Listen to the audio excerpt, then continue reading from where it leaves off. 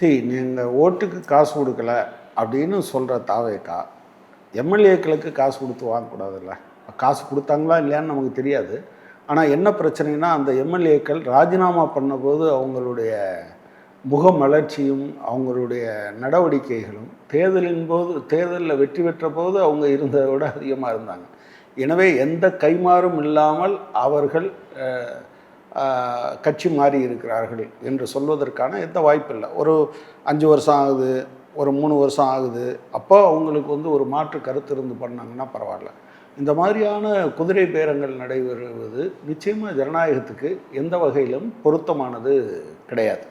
எனவே தான் எங்களை பொறுத்தளவில் நீங்கள் வேல்யூ பேஸ்டு பாலிடிக்ஸ், நீங்கள் எதுக்கு அரசியலுக்கு வந்திருக்கீங்க, அதை சரி செய்யணும்னு வந்தால் நீங்கள் தவறுகளின் மூலமாக சரி செய்து விட முடியாது. எப்போதுமே வழிமுறையும் சரியாக தானே இருக்கணும். இப்போ அவங்களுக்கு ஒன்றும் நெருக்கடியெல்லாம் ஒன்றும் கிடையாது. அப்படி இருக்கிற போது இதை பண்ணுறதுங்கிறது எந்த வகையிலையும் பொருத்தப்பாடுடையது அல்ல.